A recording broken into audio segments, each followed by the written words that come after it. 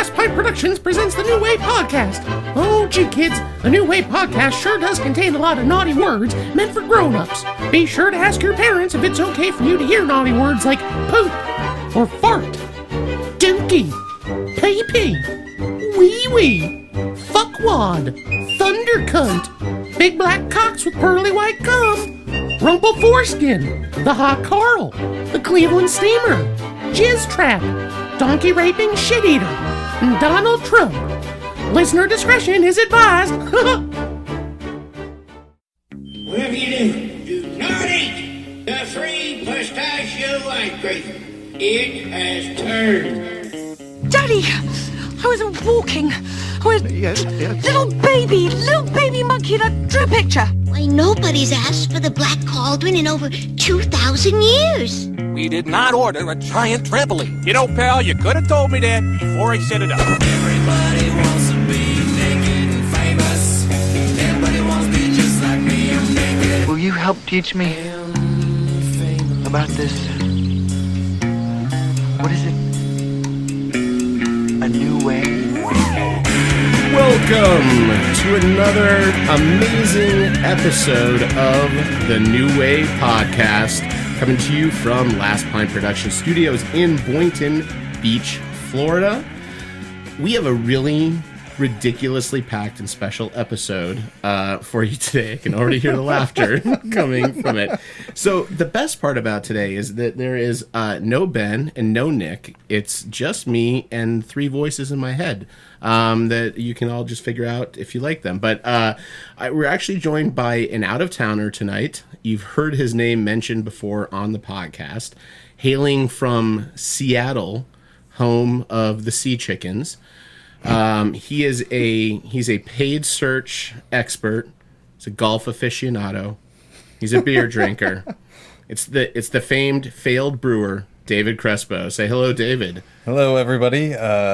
Fresh in from Seattle, and I've been holding on to this for about a 5.5 hour flight, so my arms are exhausted at this point. God, really just did not want the Glenn Bossick yes, on there. We need the Glenn Bossick whenever possible. I also am joined by literally podcasting royalty, host of no fewer than 3 podcasts, airing, as I learned tonight, in 160 countries.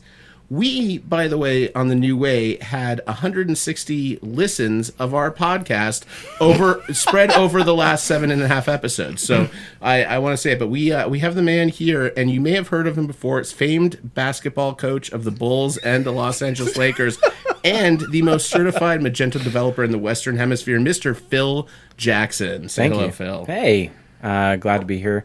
Thanks, Matt.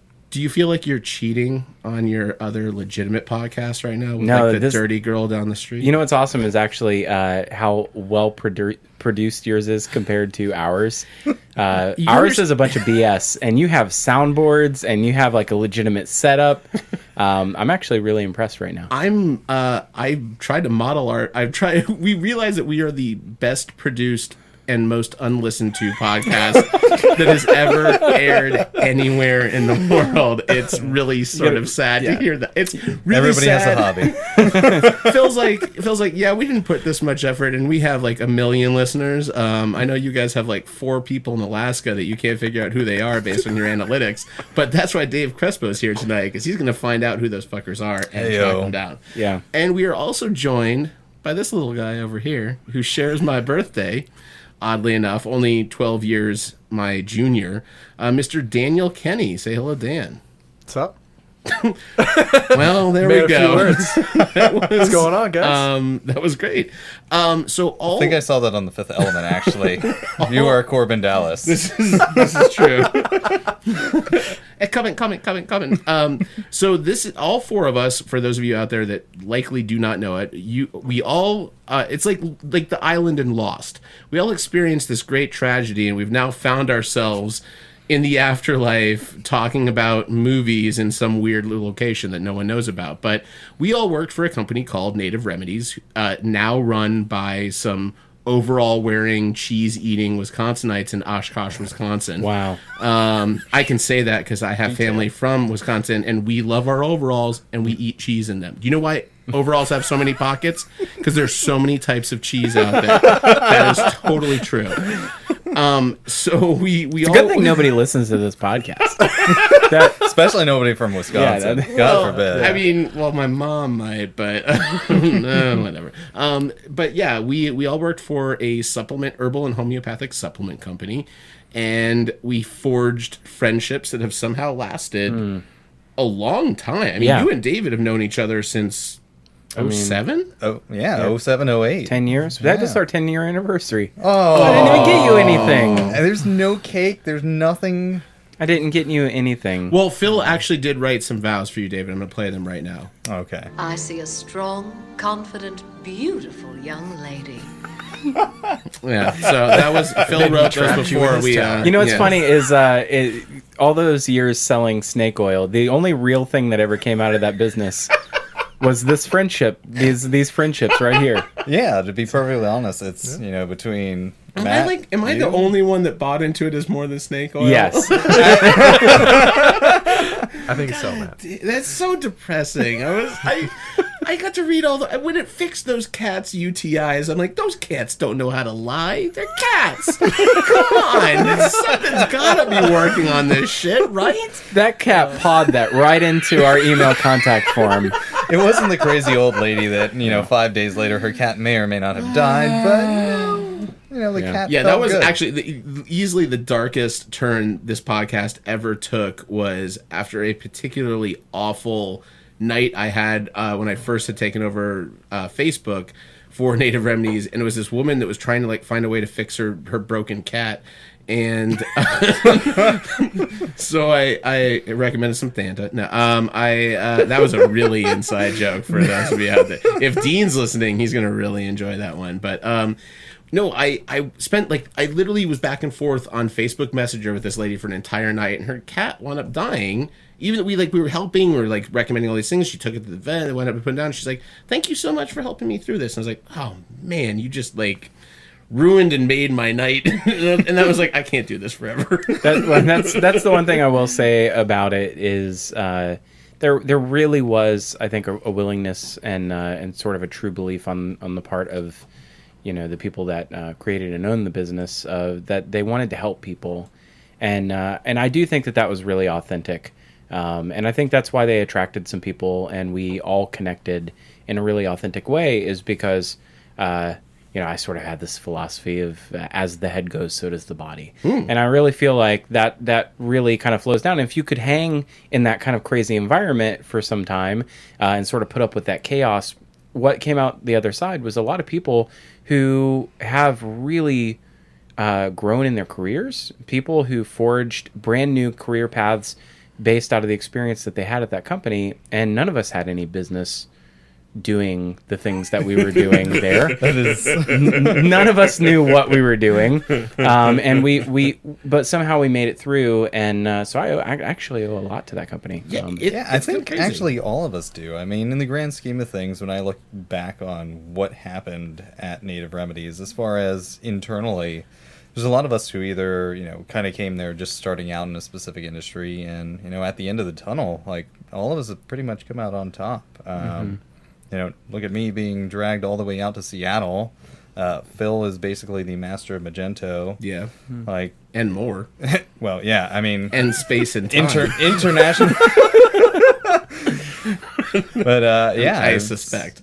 You cannot... I never once downplay how awesome Native Remedies was as far as a career growth opportunity. Well, we all weirdly bonded at different times over different things. It was kind of interesting. And one of the reasons why I'm really happy to have you guys on the podcast is a lot of what bonded us did happen to be a lot of pop culture things that we talk about on this podcast. I know, Phil, I didn't really know. I knew you were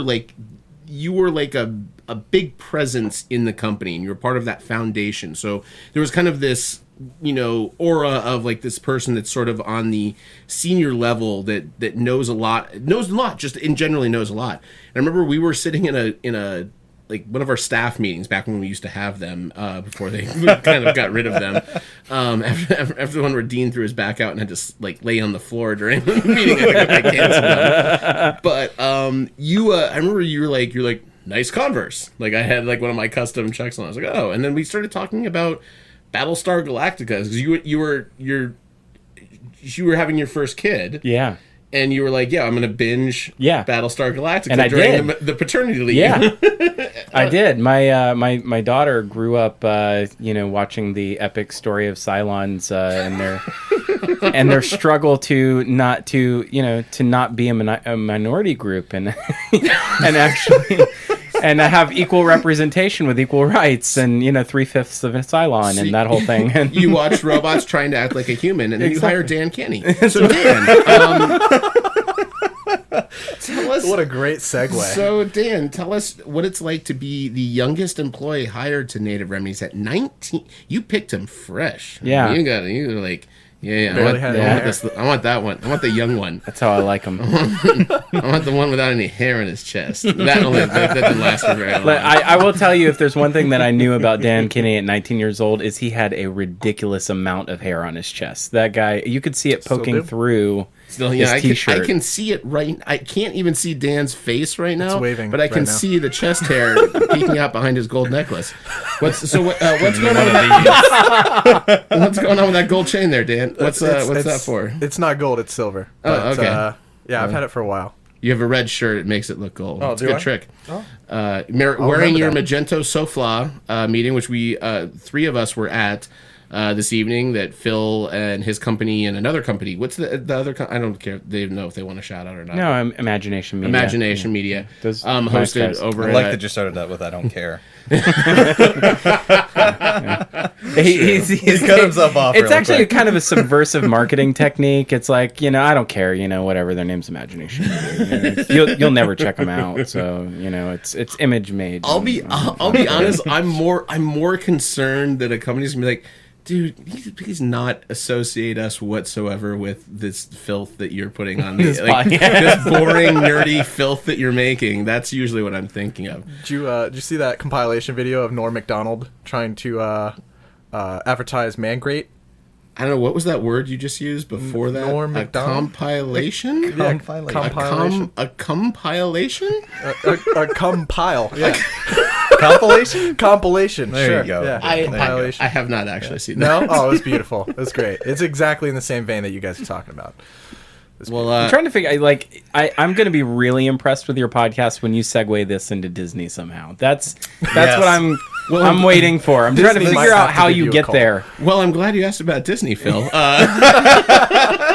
it is. Yeah, I recently just watched Rookie of the Year again. And Pitcher's got a big butt. Yeah, and and the scene where the mom's like, "Float it, float it." And that's what I just did to you. I looked over at you and I was like, Matt, float it. Unbeknownst to you guys, I put you in specific seats based on. Well, I need to mic me up here. Based on the roles that the normal podcasting group has. So where Phil is sitting right now, for Ben and Nick, who are probably listening to this at this point, I put the person that I know will keep the track running. And normally what I have for Ben is Ben gets very concerned that we're running over on time.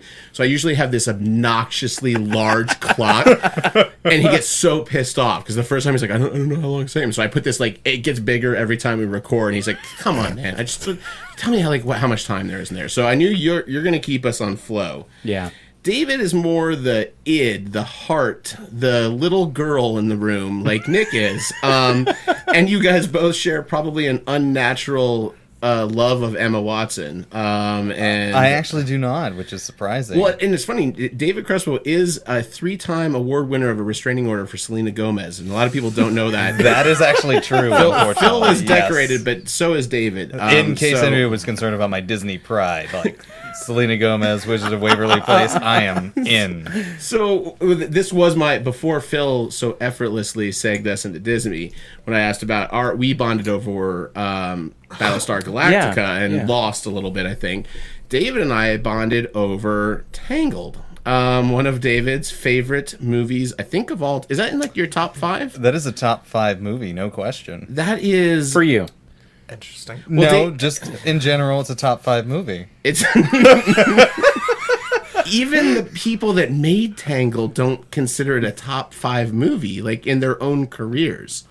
Which is kind of disappointing when you think about it, because that is a full story. I mean, as far as Disney movies go, it is everything that a Disney movie should be. You've got fantastic music, catchy songs, no question. I mean, I've got a dream. Naked. Mandy Moore. See, that's Mandy my Moore. thing. Yes. So I'm so into Mandy Moore. Like still. She to this day. is the quintessential like Disney voice, especially when it comes to singing. There's no question that like Mandy Moore was growing up to be a Disney vocalist. I mean, have you not like paid attention to those songs? She could not for really. sure. She totally had this little pop career that was probably not very good, but as Yeah. a Disney actress and as a Disney voice actress, she is money.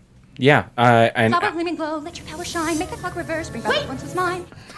Actually, David used to do that every morning. That's how his paid search power. Every morning he'd go, all right, I'm going to battle Google Flower today. gleaming glow, let your power shine, make the clock reverse, bring back what once was mine. And that was it every morning. People Every thought morning. it was skill, but it was really just me praying Yeah. to a random golden flower. I mean, come on. Who else does it any other way? I will give Tangled some props in. I really do believe that it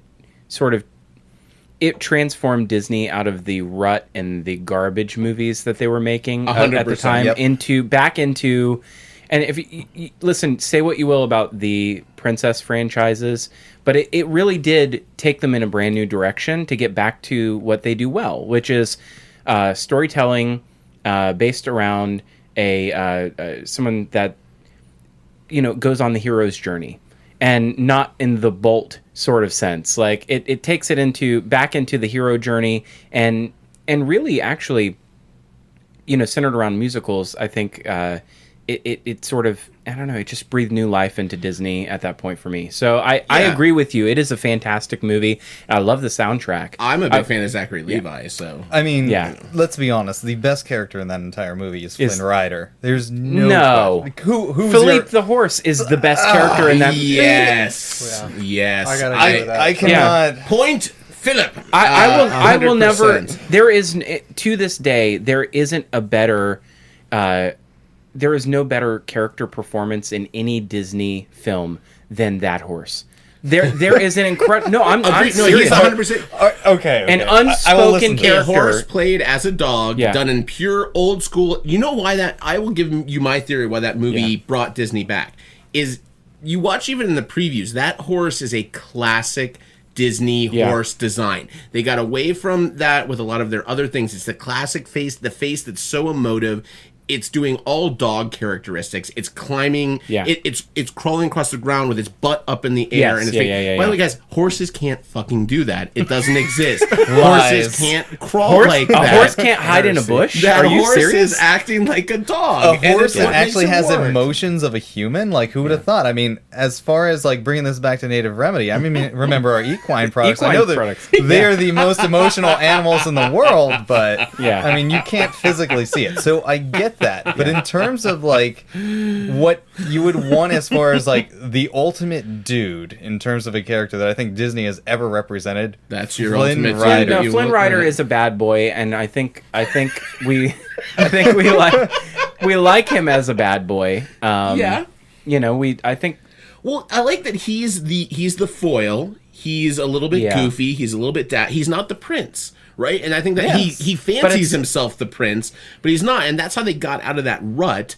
And then Frozen takes it one step further, which I'm sure because David is wearing a Frozen shirt, that where I was going to kind of go into. This is why I never know where these are going to go. Can I fact check myself real quick? Yes. I'm sorry, it wasn't Philippe, it was Maximus. Philippe is the horse and Maximus. I thought you were going to say it was you had that fucking iguana, Pascal. I believe he's a chameleon. He's a chameleon. Specific. Yeah, because his shtick actually from his first scene in the movie is that he's blending into Yes, right. And you know what the last line about him spoken is? I know because I was pulling clips of the night. Please do tell us. When Flynn is telling what happened to everyone, he looks at Pascal and he goes, Pascal never changed, as he's changing color over and over and over again. And that, my friends, is why Flynn Rider makes us all just a little bit question our sexuality. Not the direction I thought we were going. I didn't know where you were going with that, but I like it. I mean, as far as my favorite Disney character, I feel like Flynn Rider has encompassed that. So I will argue about him to the death. I mean, do it. Do it. I mean, what else? Where are we going on next at this point? Like, because quite frankly, what is I thought you were going to I've fight already to the been death. told You that want to you know change movies. Felipe and Maximus are the best characters ever. I don't even know who Felipe is, but you know, I don't run the best podcasts out there, but I will tell you a surefire way to make it bad podcast is to go. So what are we going to talk about next? Yeah, that's I would like to read some fan fiction of oh my god of Gaston Ooh. in a sort of Brokeback Mountain relationship with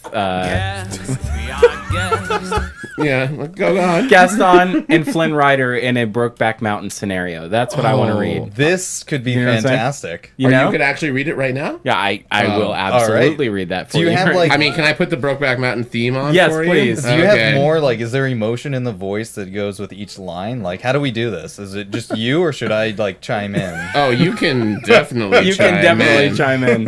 It's when Flynn Rider turns around like, I can't quit you. Hold on. My internet is a little slow because it knows what I'm about to do. I'm torrenting Tangled right now. I'm sorry. That's on me. All right, here we go, kids. All right, and now a little story between Gaston. Let's suppose that you're writing a Nope. really Sorry, important it's an piece ad, for kids. college. This is what we call live television. Just give me 2 seconds, and then okay, let's set the mood again, and here we go. You block orange. Flynn Rider and Gaston professing love for one another.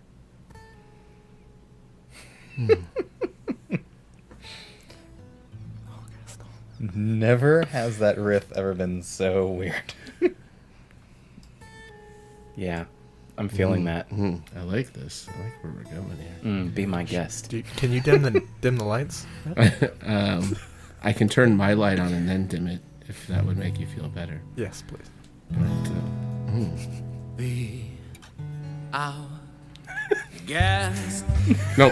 I like that you mix the two together. Are you gonna play Gaston? And David's gonna play Flynn Rider? We're going for this. Are we right ready? now. I didn't know that was. I thought you guys wanted to do like an actual live play. No, I assume look, guys, Phil I had have both lines. Oh, LeFou, I'm so glad they finally let you come out of the closet in the most recent telling of our story. How I've longed for those short little legs to be wrapped around my bulbous body. Oh, LeFou, is there another man out there as manly and cool, as the kids like to say, as Gaston? Who out there challenges me? Hi.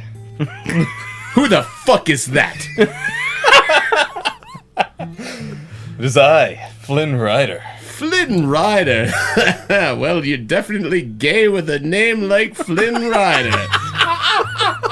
Tell me, Flynn, middle of this. are you in like Flint, as they say, in the parlance of your time?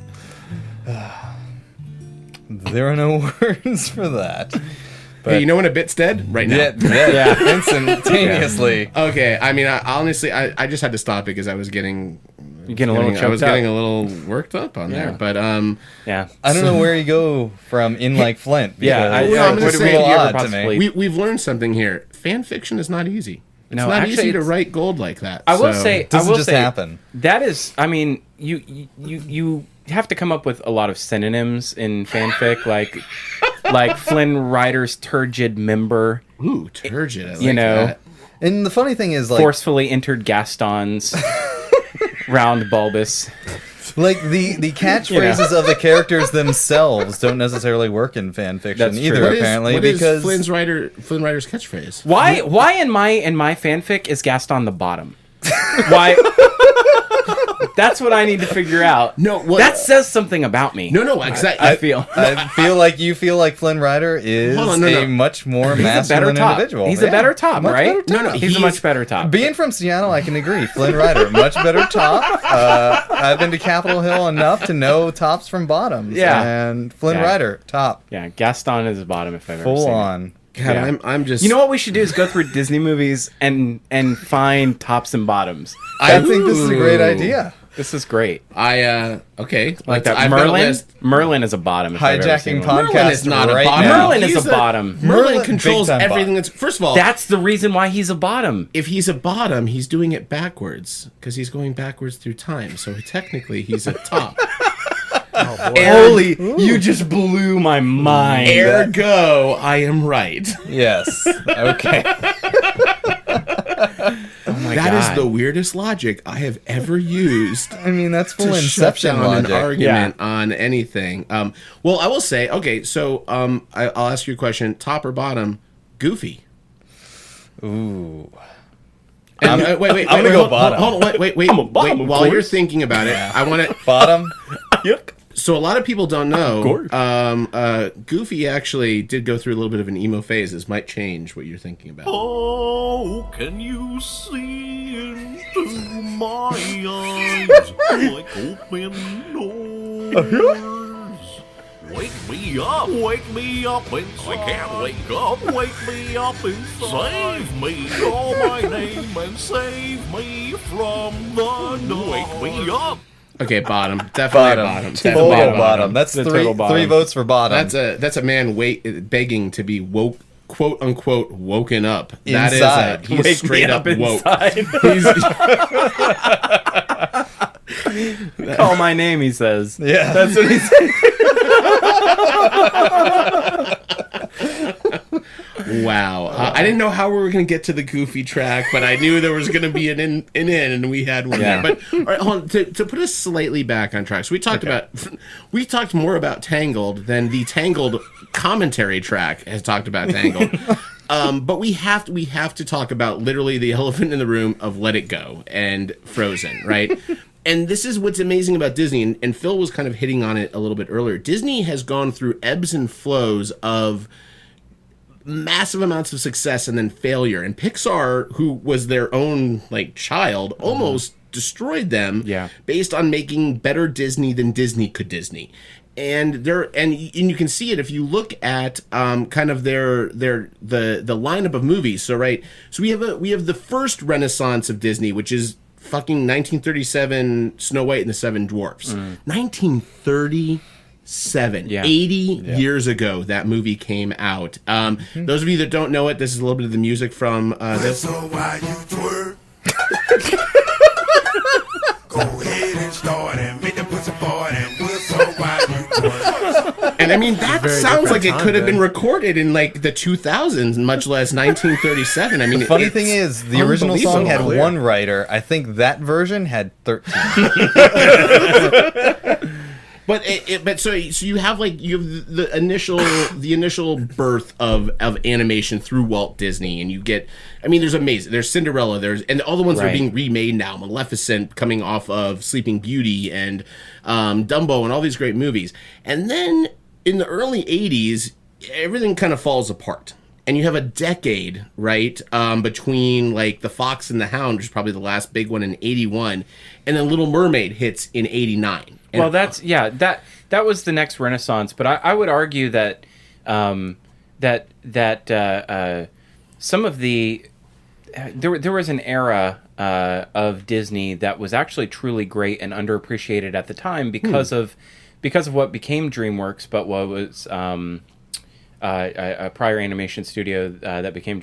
I mean, there's DreamWorks SKG. I don't know what they were beforehand. I forget what it. There was an animation group that came before it, but all of that art style is so incredible for its era. When you look at even starting sort of with Jungle Book, but also moving through the Aristocats era, moving through the era of the Rescuers, those just were underappreciated at the time, and I think lost some of their.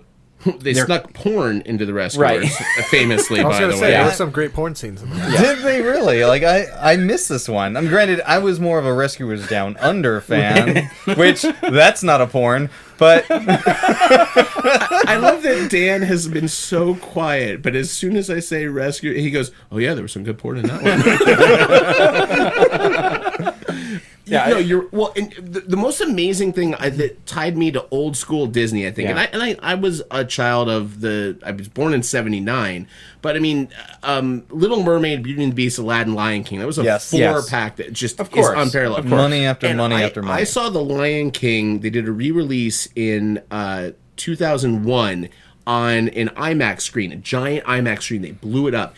And you could literally see the pencil lines on the paws. Like, you could see, like, where the pencil ended on each one of the frames. And it blew my mind to think back that we take for granted so much of what they can do with computer animation. And it is amazing. They're doing amazing things with technology and how many pieces of fur they can animate and stuff. But that old school animation where they were hand drawing every one of those cells, that translates into an emotional impact a little bit for you, I think. Like, you sort of feel that blood and sweat on screen a little bit.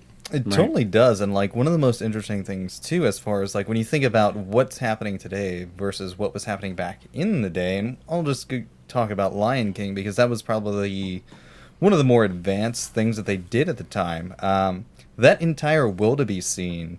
They were just millions and millions of wildebeest, and it was totally like the first like interpretation of what's going to happen with CGI in movies. It was the carpet ride. Aladdin's carpet ride was the first test of computer animation in a 2D, and then the wildebeest and the gazelle and what they did with those like snap zooms and pull focuses they were doing in that scene. That was the second one where they're like, we never could animate this many things on screen at time before a computer could help us do that. And I don't want to be the actually guy, but if you can go back even one more step in that... Young Sherlock Holmes? No. Pull it back to The Little Mermaid, because The Little Mermaid had to make tremendous use of outsourced writers and artists. They outsourced it, especially to Japan, for the animating in particular of the air bubbles underwater, because the bubbles and the structure of the bubbles and the way that they had to be hand-drawn in the animation required teams of thousands of people to draw millions and millions and millions of little bubbles. Does that then make Little Mermaid an anime? Well, the Little Mermaid actually required some sophisticated computer compositing to make that process work. That's crazy. I did not know that. It's a very unknown thing, but I that was like a Trumpism if I've ever heard one. But it's the most unknown fact about Little Mermaid anyone's ever shared on a national podcast. I mean, not national. It airs in Boynton Beach, but but I would say that yes, the use of computer animation, it started with very, very practical sort of workflow and application to making something happen that was, laborious and time-consuming, but it became part of the art. Well, and that's what I mean. Little Mermaid is that it's that linchpin, the same as Tangled is, and what happens is that Disney. I always call it kind of the sacrificial lamb, right? So when you talk about the great Disney movies of the 90s, and most people are going to say like their favorite is probably Beauty and the Beast, Aladdin, or Lion King. It's probably one of those three. And Little Mermaid's always there. They're like, oh yeah. Little Mermaid's and that's what Tangled is. Tangled does the same thing in 2010. Wow, you just blew my mind. Yeah, it makes so much sense. Makes way for Frozen and Zootopia that become the big stars. And everyone's like, well, what about Tangled? Like, there was shit before Tangled. There was The Princess and the Frog, which actually was a good return to 2D. It came out in 2009. That's the true sacrificial lamb. Why aren't you talking about Brother Bear? because as geeky as our audience is, you just lost half of them by saying Brother Bear. Instantaneously. Even though Phil Collins did the soundtrack, it was not that good of a movie. Disney is inherently cyclical and responsive to what is happening. They know when they're losing. They know why they're losing. And they make this strategic effort to say, all right, here's what we know we need to do. So when they're losing to Pixar in the 2000s, and they're like, what do we do that's different? People are done. We did Princess and the Frog, which did okay. But okay, people are over the princess thing. That's number one. Yeah. Oh, but that's so provably false. with their trajectory that happened after that. People are over the traditional princess thing. But she was an untraditional princess. Totally non-traditional. She came from nothing. She had to work for everything. She was she was an anti-princess if there ever was one. Yeah. Well, but all of Disney princesses are anti-princesses. Cinderella came from nothing, became something. Jasmine's a true princess and the hottest of all of them. Ariel, Ariel is just a working girl fish woman that's hanging out below the sea and wants to sing. She was the daughter of the king. She is literally a princess. She's a fish woman, and I will never view her as anything but a fish woman. And God have mercy on your soul. What's incredible to me is how much they've retconned her into having legs in everything now. It's like really, I have can't fuck a fish. I'm gonna say it right not now. with that attitude. You can't. Exactly. My God. I mean, have you never tried, at least attempted something? God, have a little imagination, Matt. I would like to.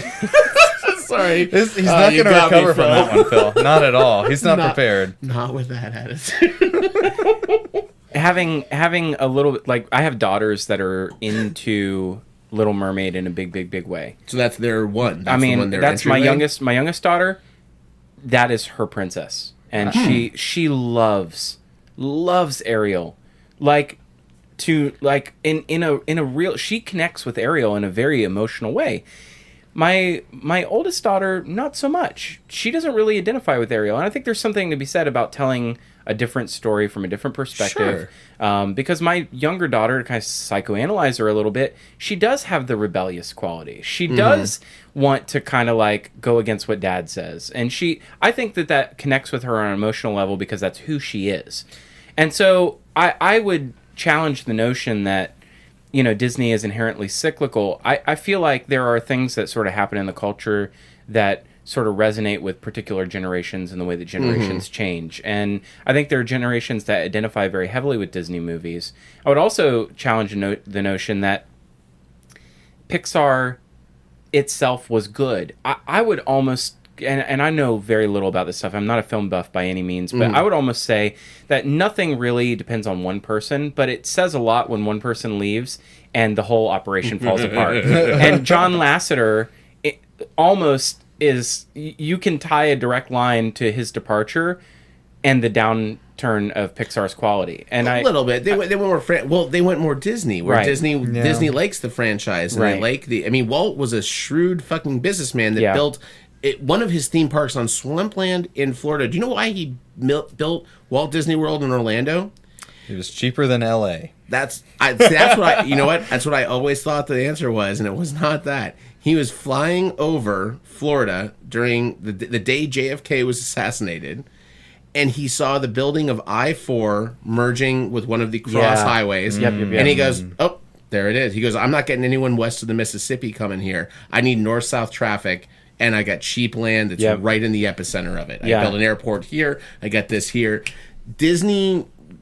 Anyone that says that Disney has sold out doesn't know the history of Disney. Disney was always about that bottom line. Yeah. And Lasseter is such a visionary, heartfelt guy that literally you see him as one of these guys that bought the Disney lie of those things that was fit by it. And I'm really actually kind of curious with your daughter with Little Mermaid. So you're like a super musical person. Yeah.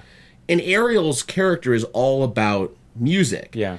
And I think that's the one thing that I like about the Disney princesses is there are not a lot of really good role models is a bad word because sometimes people say, well, the princesses wind up having to be reliant on the prince. Like, bullshit. I know that one of my friends is a little girl that loves Lilo and Stitch because all Lilo wants to do is dance. Right. And she goes, that's all she says. The one line in the movie, she goes, I just want to dance. And that's her little girl. I just want to dance.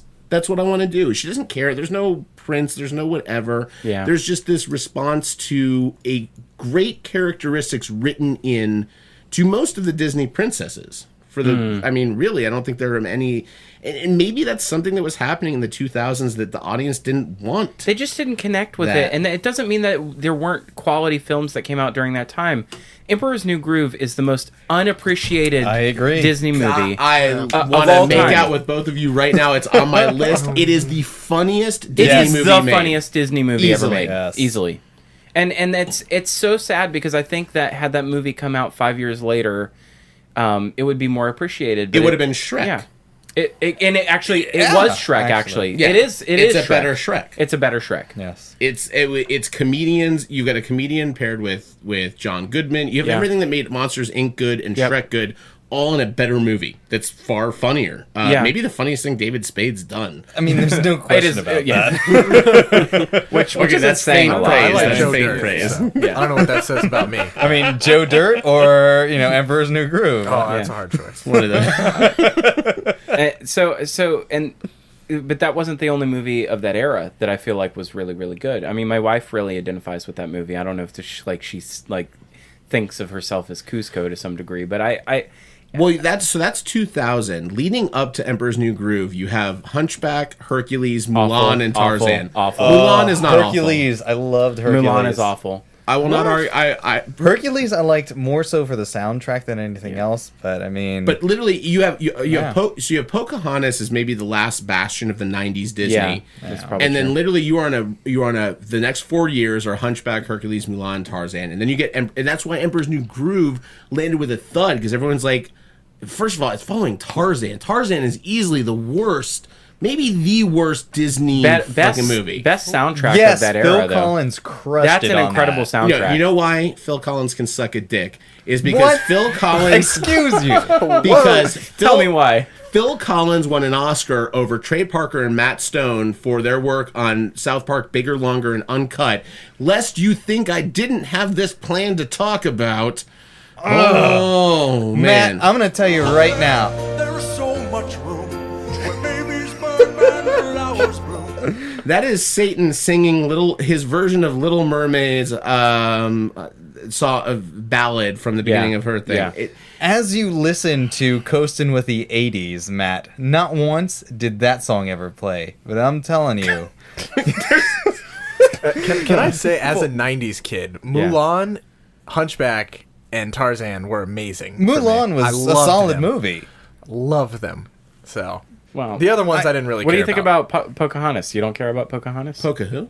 Poca what? Poca what? That was a total... I feel like Pocahontas, I agree with Dan to an extent in the sense that it full-on kind of went under the radar. Like, people watched it because, yes, it was a Disney movie. And it was Mel Gibson trying to sleep with a 14-year-old girl. I love Tarzan because of Phil I love Collins. the A Conquering 14-year-old America. Native American girl. Yeah. But at the same time, it totally was at that moment where you had this peak of just straight up monsters and Lion King. You had Aladdin right after that, and then suddenly you're trying to drop Pocahontas on us, and I get it, like John Smith, attractive man, but it just Total was top. not a John Smith. He's a total top. I enjoyed Mulan so much. You enjoyed Mulan? Yeah, so much. I played Was the it the PC cross-dressing game. that did it for Yes, 100%. Yeah. For me, it was. I do like cross-dressing. The The music PC in game Mulan was legit, though. you? Not Mulan's gonna a lie. bottom. The music in Mulan was actually some of the best type of music that Disney Christina did. Sing me No, the main song from Mulan. What? Sing me the main song from Mulan. The man song. I'm 26 now. I'm not Jackie Chan. I can't do it appropriately. That's not the main but someday song from- I will make a man I'll out make of you, a man. Matt. Yeah, there it is. I'll make a Someday man I will out. make a man You out of guys you. put that over Colors of the Wind? I John would- Smith Pocahontas. paints with all of the colors. No, of, that's I'm not the- saying though. Oh, yeah. That's you're not the saying Colors of the movie Wind Pocahontas song. was the last Okay. good one. It's what's the song, Dan? It's the Mirror song. I don't know. All I know is Christina Man in the Aguilera Mirror. does Man one in the there, Mirror. and it's amazing. No, it's I'm talking about Mulan in the mirror. Oh yeah. It's Mulan in the, it's Mulan in the mirror. That's the song. it sucks because it's a podcast right now. But it's like if I had 2 minutes, I could totally sit there and sing this damn thing to you. I'll give you 2 minutes. All We right, can let's- occupy this. Hold on, time. let's get back on track a little bit Yes, because I it's totally off. I do want to point out that Hunchback keeps getting skipped over. Well, Hunchback And it's deservedly terrible. so because skip it's over it. not. I don't know. Because it's not the typical Disney movie at the time. When you think about it, what Hunchback is or was back then is Glenn actually Bossick what story. Frozen I feel like is today, because it's no longer about that. All right, the hero of the movie does not end up with a girl. No, I know. As opposed to Frozen right now, which technically You you mean would the think was supposed to be a prostitute. love story. To sorry. me, more a prostitute. Sorry, Matt. I wasn't trying to bring it Esmeralda there. is her name. She has a name. I was just Matt. full on trying to bring up the differences between it's not a princess love story, just like Frozen recently is full on. It's not like love between Kristoff and Anna. It's love between sister and. Yeah, that also sounds awful when I say it right now. It's not. It's not that. It's just I love how effortlessly the names of the characters Just in Frozen flow and right Tangled out. just pop right out Yeah. of your mouth. It's amazing. They were some of the better movies of the modern era, and they're more recent in my memory than the other ones. I have to kind of I want to draw generational parallels though, since we're already doing that. Because I want to go back a little bit, because before we had the Little Mermaid, we had the Black Cauldron, which is the Hunchback of that era. It is a garbage movie.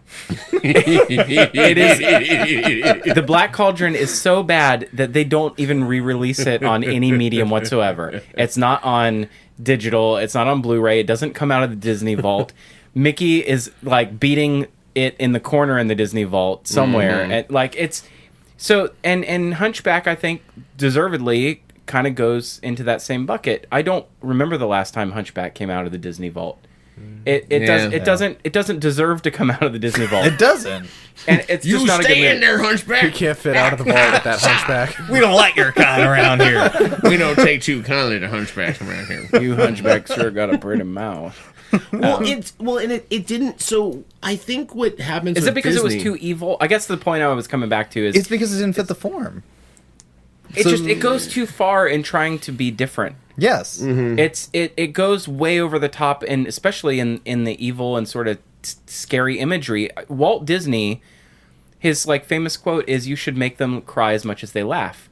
But this movie just makes you cry. Yes. It's a horribly sad movie. And what's funny is Disney also siphons a lot of that dark Walt Disney energy into their live action, especially in the 80s with things like Something Wicked This Way Comes and The Black Hole. And there's some really just bizarro... Which I love that film. I love that film. I love you brought up Black Cauldron because it's interesting, because I think you're onto something in that what happens with them is that they go into formula. The formula kind of stops working. They lose their footing.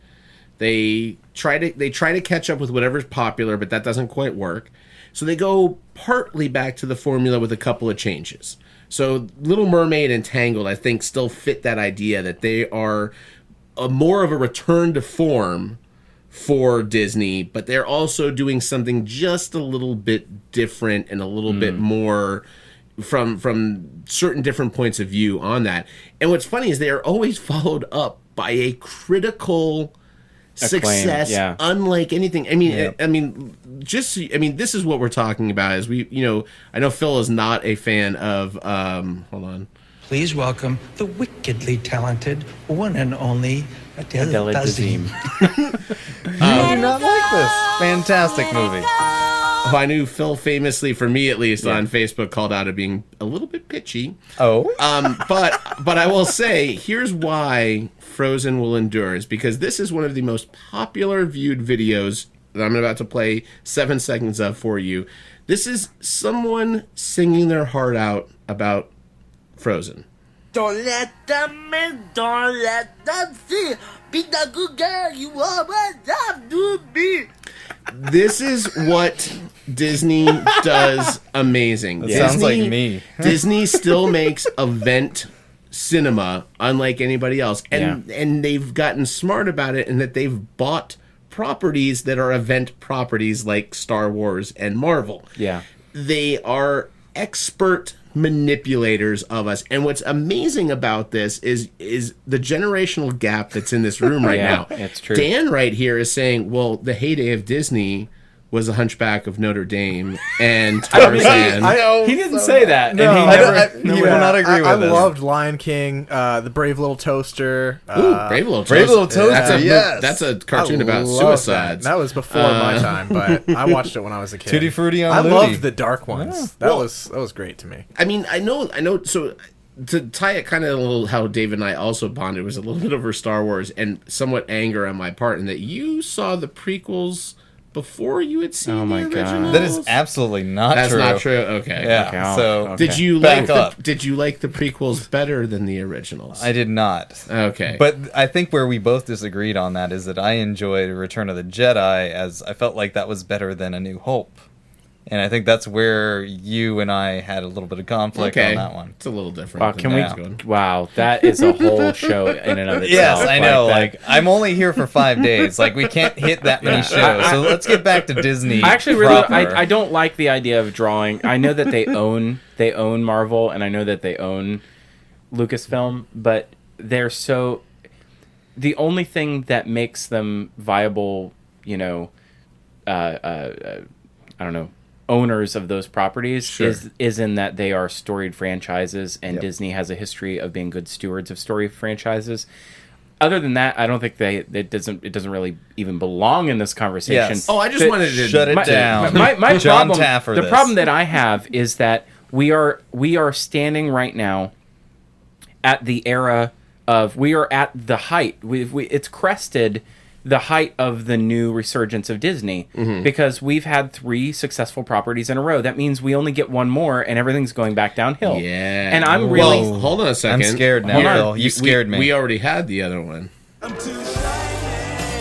Yeah, Moana. Exactly. Okay. Oh, that is so We awful. had Moana's 3. Moana's 3. Everybody watched this. Hold on. Yes? Tangled, Hold on, count it. Tangled, Yes. Frozen, Yep. Zootopia, Moana. Okay. We hit our 4. So what is their next one? Well, out of the Frozen gates? 2 is coming out soon, and that's the scary thing for me, is we're about to Cars 2, this whole great joyride that we've been on. You've never had a Disney traditional movie with a well-done sequel. Do not try the wasabi. Or sorry, the ice cream, I should say. As we're talking... What the fuck So Cars, just happened over Phil here? mentioned Cars 2, and for me the defining moment of how that movie went south is literally Mater walks into fancy party throwing for incredible race cars, and he doesn't belong because he's like a country bum tow truck, and he thinks he walks up to the bar and is like, oh, it's an ice cream bar. This is pistachio ice cream. No, it's a sushi bar, and he tries the wasabi thinking it's ice cream. What is happening? Let's be honest, he right didn't now? fit in because he was Larry the Cable Guy. And so the line from that movie, assuming that you had watched it, is Phil laughed because it's stupid. It's do not try the ice cream. It has turned. Yeah. You okay? Hold on. Do not watch the movie. Yes, do not watch the movie because it has turned as well. How in God's name do you remember an entire fucking scene from what is inarguably the worst Pixar movie ever made? Yeah. Because it was so bad that it just burned its fucking hole into my memory of this is why you should not make a number 2 or a number 3 version of any kind of Cars movie that was successful based on the fact that it, the people that it that thought this was a fantastic movie, that is their demo. And I get it, but you shouldn't release it to the theaters. Has there ever been... I just thought of one, so this is a horrible idea. Yeah, sorry. Has there ever been a good Disney sequel? Disney, not Pixar. No, not Pixar. Finding... Disney. Oh, sorry. Yeah. I was going to say Finding Dory Finding was Dory fantastic. is a great movie. Finding Dory is not a bad flick. I'll give But that it's credit. Pixar. Yeah, so that's not a Disney movie. Oh, man. I mean, Rescuers Down Under, I think, is a good movie. It's okay. But how many years ago was that? Yeah, but I it's okay. But it's not like a... No, that's DreamWorks. Oh, okay. Sorry. Wrong show. Shrek 2. I'll show myself out. So good. This is the point that I'm making, is that I did not. I'm very torn in that I do want to see more of the world that Frozen is set in. I do want to see more of those characters, because I think the little bit that we've seen additional of them in shorts and Frozen Fever have actually been really good. Yes, I love Frozen Fever. It's really fantastic. great. But the little bit that we've seen outside of that has actually been really, really great. I'm just really. It has. I haven't seen any of Okay, this. you haven't seen Frozen Fever. It was the short that You're played not a 14-year-old girl, Matt, and you do not have children, so it's Oh, I'm a 14-year-old girl. Oh, yeah, that's right. That's I forgot. I'm sorry. You're that's wearing why the Frozen I have t-shirt. as much knowledge as I do as I Untangled see a and Frozen. strong, confident, beautiful young lady. Yes. And Maleficent 2 is coming out soon. Oh, why did they do that? Well, See, so we haven't talked about the live action resurgence. Yeah, which no, I was no, Can we kind of- pretend this doesn't and exist? I want to go into this actually. Yeah. I don't. And there's horrible. one movie we are skipping over that is maybe my favorite out of all of the new ones. The Resurge, probably maybe on par with probably Tangled for me. I'm not a big Frozen's. I like Frozen.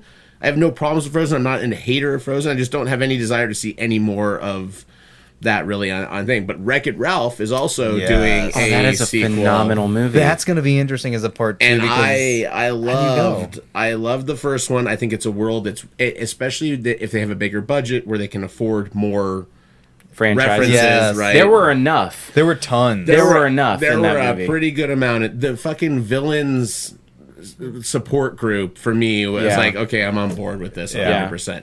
So I think great I storytelling. think Disney is being smart. They are diversifying a little bit more out of their formula, which I think is good. But the sequels does worry me, as does their reliance a little bit on the live action. That said, I made a famous bet with Ben Wilson earlier this year that Beauty and the Beast would be one of the. It would make all the. I told him it would. My words were, it will make all the money. And he said, no, it won't make all the money. And I said, it will crack the top 10 in domestic and worldwide gross for all time. He's like, fuck you. It's stupid. My wife doesn't want to see it. And she would be the one that would let me know that it would. I go, all right. And sure enough, it cracked it pretty fucking quick. People were eager to see this movie from their youth played out live, to introduce it to their kids in a way that their kids might not respond to the 2D animated version of it. They did it with The Jungle Book, somewhat successfully. Wait, what? Wait a minute. So hold on before you move on. So did anybody else in the room see the live action Beauty and the Beast? Oh yeah. Okay. The weirdest double feature I ever Did all of you guys see the live action Jungle Book? No. Yes. Okay, so to say that, like, did you see the live action Cinderella? No, I actually skipped that one. That's so good. It's actually a Kenneth good one. Branagh. Because the other two, like, Beauty I didn't and the like Beast, Maleficent that much, but Maleficent was I mean, a million people will agree with Matt and myself on Maleficent not being that good as a live action. Trust me on that one. Yeah, Phil, a million people, just like the listeners to your podcast, a million people. Yes. So Ridiculous. check out Rotten Tomatoes on Maleficent. Notice splat. But anyways, calling out but as far as like Beauty and the Beast and the whatever awful version of whatever else we saw, I'm excluding it from my mind at this point. But if you watch those, they did not necessarily hold too much true to the original version of the story. And in my opinion, like Beauty and the Beast was not nearly as good the live action version as the animated version, in the sense that it felt rushed and it just felt awkward. Whoa, hold on. All the other ones you described deviate exponentially from that. Beauty and the Beast is the exact it's shot same for movie shot. with Hermione. It is totally not. And Legion's Dan Stevens walking around in the most ridiculous motion capture suit you've ever seen. It is 100% the exact It's a thing. shot for shot remake. Impossible. It has one song. It has the Beast song where we got a clip of it here, right? This is the Beast singing. Well, that's stored up that is the and ready Beast to song. go. I heard it in the movie. He does. He does that exact He's same in France. song. He's looking at the Eiffel Tower, and he says up there. And my favorite part about them in France is that they all have British accents. It makes it that much more believable. Yeah, Hermione is the French girl I always dreamed Belle would be with a British accent instead of an American accent. And a wand.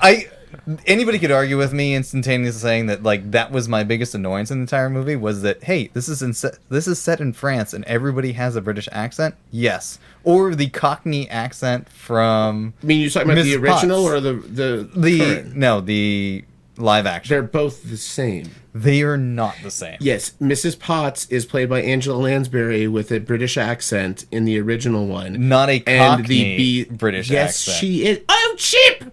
That's fucking. Which version is that from? Any one of them. All of them. Every version.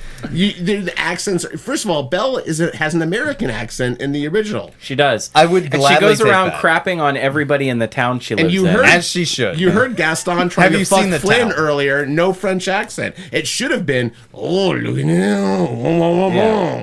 there's Flynn Rider. I want to have him suck on my baguette. LeFou. And LeFou sounds like he's a Catskills comedian. Yeah, like, gee, it disturbs me to see you, Gaston. I'm like, where in France are we? This is fucking bizarre. I mean, it's hard for me to even say that because that's totally Olaf singing. Okay, all right, so I'm going to skip over that. That's a personal bias of mine in the sense that, like, I don't feel like that movie was as good as the original because of the minor changes that they made that just got on my nerves. That it was like there was no reason to remake Beauty and the Beast. For some reason, I haven't seen the live action, but I've seen the animated, and Mel doesn't like the live action. She's seen it, so she doesn't care for it at all. Look, I didn't have any problem. I thought actually it's weird. The theater we were in, and I saw it at other places as well, the sound mix was really off, and it was very hard to hear a lot of the singing. That was my big gripe with it. But I'm like, you know what? I'm that guy, though. Yeah, Les Mis was so much better. I mean, I will also agree with you in that same sense. When he threw himself off that bridge, the sound effect of his back breaking is pretty good. But no, what I like, listen, I'm stupid like this. I've always liked watching live action retelling of things that were animated or existed in another form. I love the fucking Flintstones movie. I'm gonna watch the fucking Jetsons TV series that they're spinning out right now. I love seeing animation with famous, pretty people playing the animated parts. And that's what makes me concerned is that they're doing the live action version of The Lion King, which isn't people. So they got Jon Favreau, who did the Jungle Book, everything, right? and Iron Man and Swing, a lot of great things from Favreau. A lot of good movies. So they are doing The Lion King live action. Donald Glover as Simba. I don't. Billy Eichner as Timon. Seth Rogen as Pumbaa. All I want to know is who's doing Hugh Jackman as Scar. Hugh Jackman is doing Scar. I can accept that. How? So let me be prepared. So Phil. I have to talk directly to Phil on this one for a second. So we're both musical theater geeks, right? You've seen my musical theater wall of shame across from my kitchen table. His certificate for performing in West Side Story. My penis that sits in a jar over there in the corner of the room. We all know I'm really into musical theater, right? So I love revivals of musicals because I like hearing new casts do their interpretation of the other things. Right. And for me, yes, it's being done by voice work and motion capture and actual animals, and it's going to look kind of bizarre to see The Lion King with, like, I mean, how do you watch the wildebeest thing and not fucking watch a bunch of animals kill themselves? But let's see what they do. But I like the idea of hearing different famous people do their interpretation of those characters and those voices. So I'm sorry, just for because I don't understand it. It's the way in which they did the Jungle Book. Yes. Okay, but there are no humans. Correct, but there's only one human in the Jungle Book, and that's the only thing that's keeping. But that's what makes it live action is that there is a human in it. So that's what. Yeah. So what do you call this movie? So, what in the world is this movie? I mean, is the monkey going to be real? And I know how much David loves monkeys. Favorite animal ever. I mean, Rafiki. If Rafiki is not an actual monkey in this movie, I don't even know what's going to also, happen. Phil, when you think about it, in the original Lion King, Rafiki was featured what? He was totally the 5-minute cast character. No, Rafiki, Rafiki is the MacGuffin. Mashed banana. 5 minutes. Yes, you! Your father is alive! He had a 5-minute scene. He had one where he put the fruit thing on the forehead. Right. And then he also had it was probably Mashed 3 banana, minutes. tot the banana. Matt keeps singing. Keep doing that all day. Rafiki is the MacGuffin of the movie to keep it moving along. Right? Rafiki is... That's a little racist to call him a MacGuffin. The monkeys don't like to be called MacGuffins. Rafiki only exists in the beginning of the movie and in the middle of the movie to keep pushing towards the end goal. Are we sure that Rafiki exists? I mean, I'm just saying Rafiki in this movie has...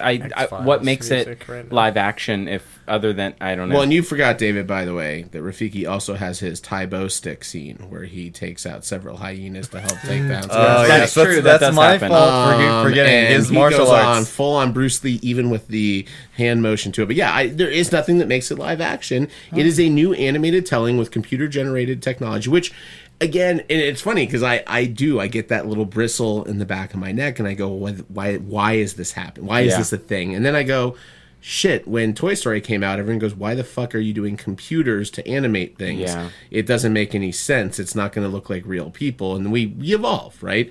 So I think it's going to be interesting. I really do think that there's a crazy future out there for all of us. And we are. I think we are at the end of a Disney cycle in the next couple of years.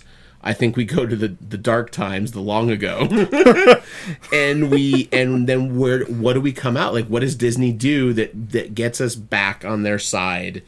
That says like the thing that makes us go, this is why I've always loved Disney and I will always continue to love Disney. That's going to be a pretty fucking amazing time. Yeah. And I want Disney.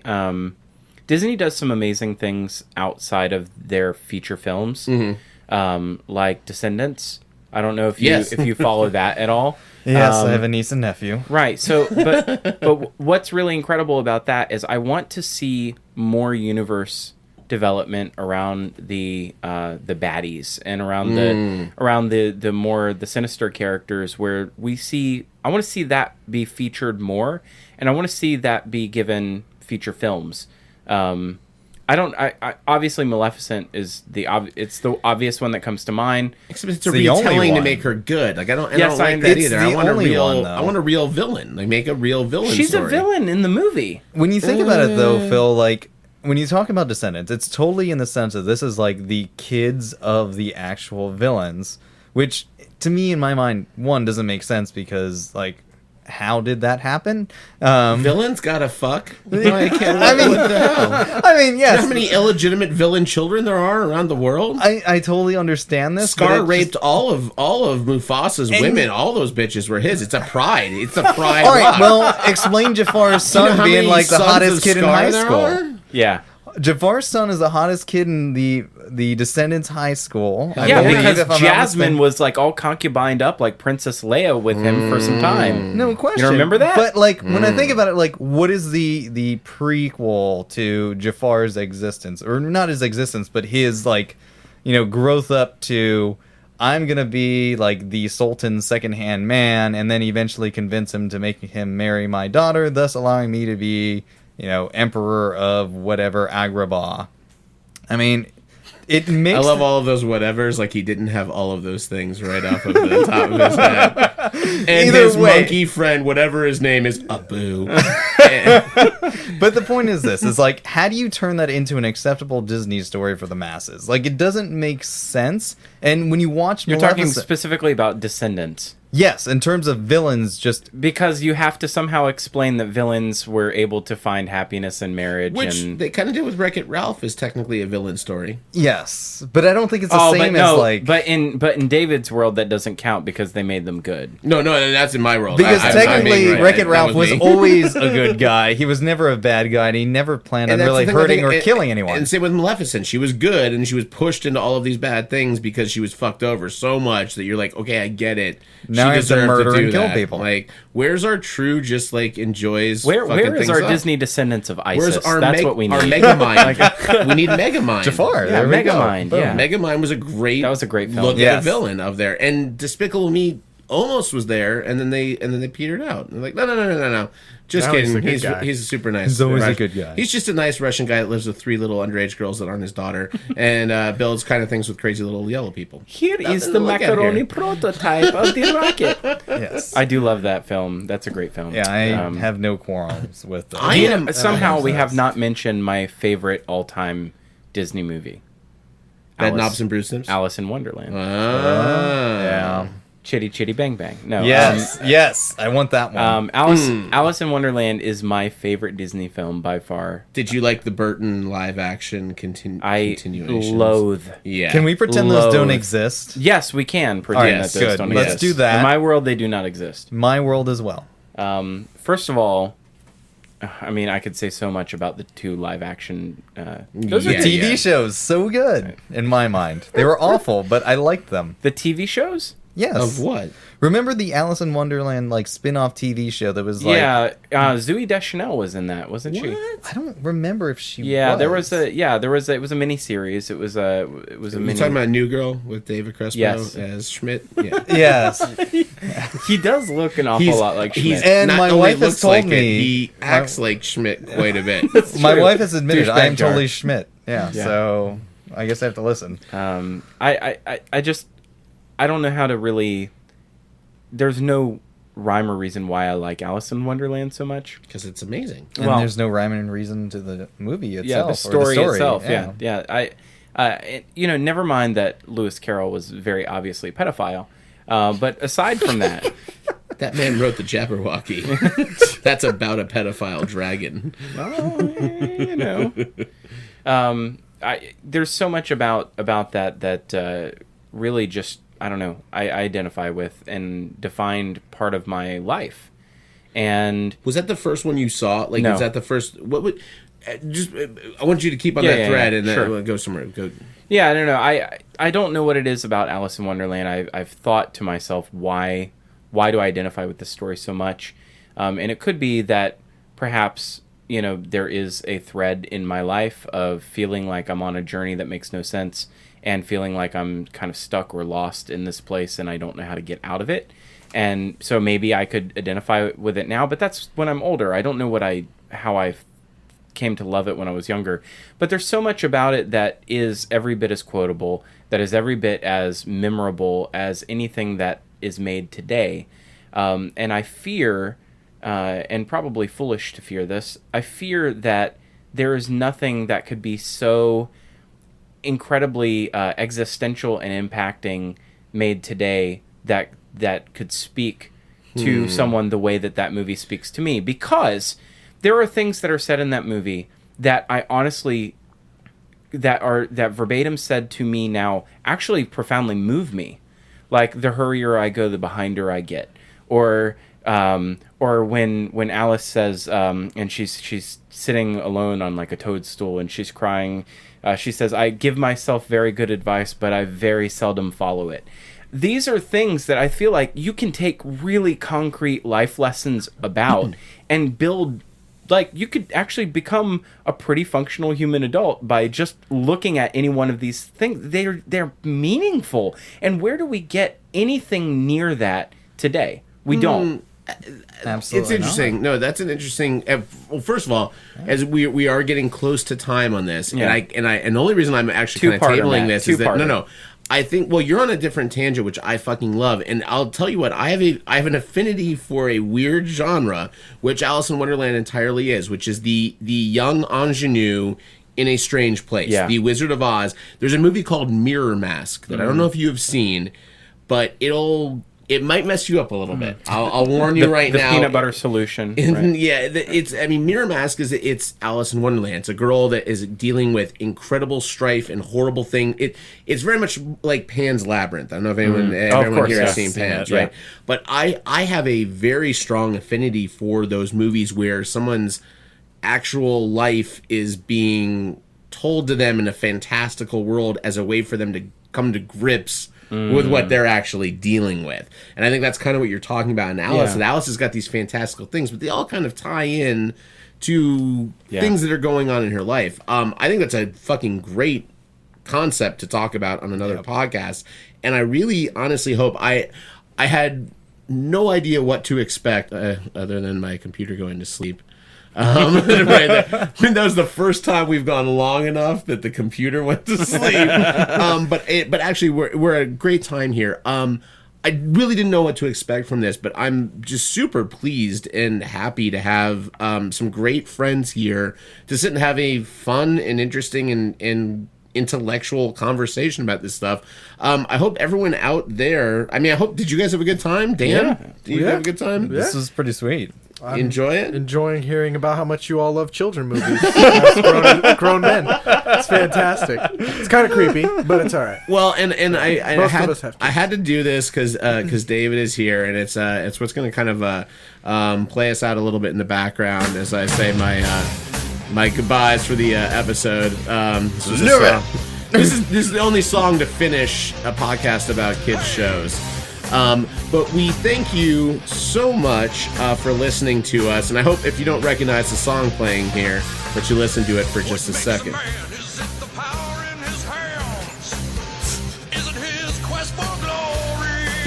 Truer words never spoken. Give it all you got to fight to the top. So we can know your story. Now you're a man. Now you're a man.